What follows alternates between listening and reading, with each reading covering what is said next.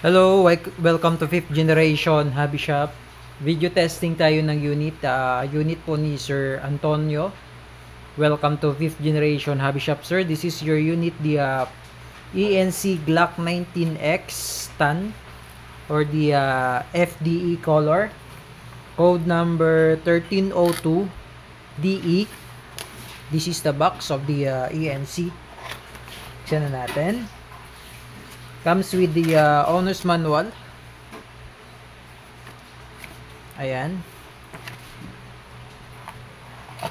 Tabi muna natin yung unit. Also comes with the box strap. Comes with the 2 box strap at saka yung pin ng box strap. And this is the unit. The Glock 19X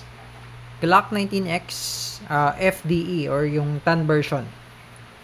Yan, Gen 5.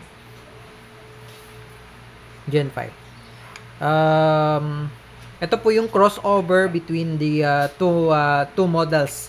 Crossover between two models, Glock 19 and the Glock 17 frame.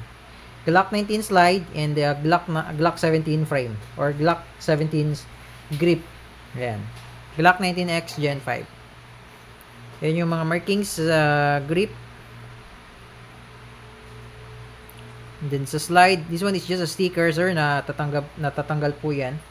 Then ito po yung markings naman sa kabilang side. Ayan. Yan po yung sight design. Okay, so sa Gen 5, ambidextrous slide stop.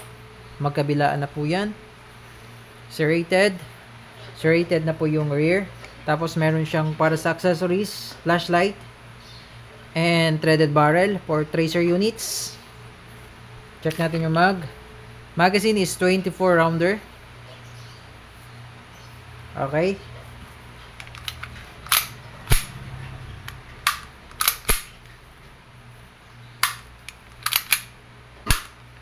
Okay, again shout out kay Sir Antonio of QC. Now lagyan natin siya ng gas.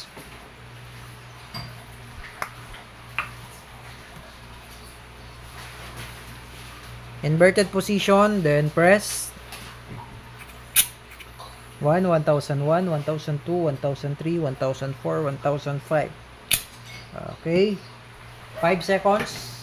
Then, lagyan lang muna natin siya ng siguro mga 4 na bibis lang muna para sa chronograph testing.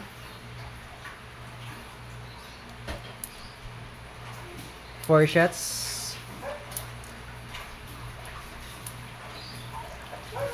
Okay. So, kailangan alternating po yung bibis. Okay. Then sa Glock, sir, kailangan yung pagsalpak ng mag, kailangan medyo with force lang, no? Medyo lakasan nyo lang ng konti kasi pagka medyo mahina po yan, pwedeng malaglag habang pumuputok kayo. Okay. Again, this is the Glock 19X. The DE version or the Dark Earth TAN version. Glock 19X, crossover between the Glock 19 slide and Glock 17 grip. Ayan. Okay, so chronograph testing tayo. Okay, Sir Antonio. Check natin yung EPS, chronograph testing.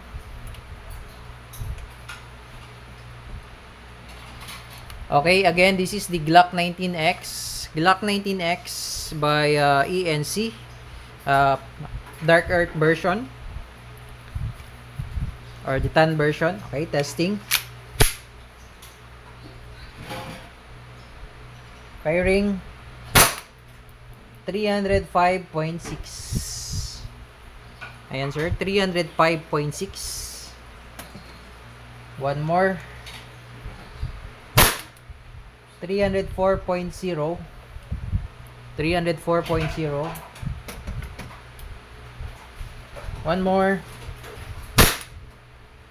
300.7.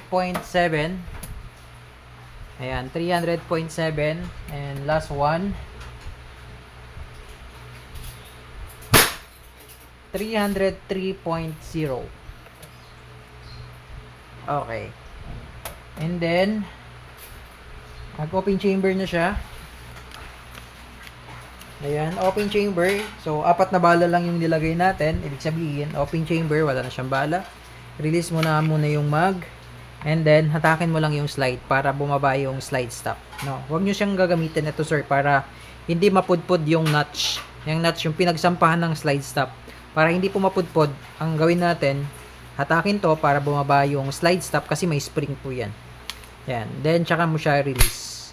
Kasi pag ito po, binaba mo lang, pwedeng mapudpod tong part na to, yung slide stop notch. So, pag napudpod po yan, maaaring hindi na siya mag-slides o mag-open chamber. Okay?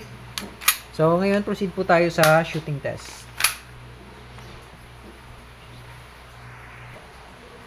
Okay, Sir Antonio, testing, shooting test tayo ng iyong Glock 19X Dark Earth, the tan version, loaded with 6mm plastic BBs. 2, 4, 6, 7 shots. Testing.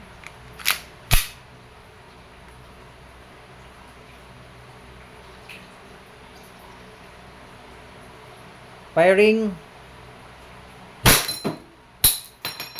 Okay, ubusin lang natin yung bala.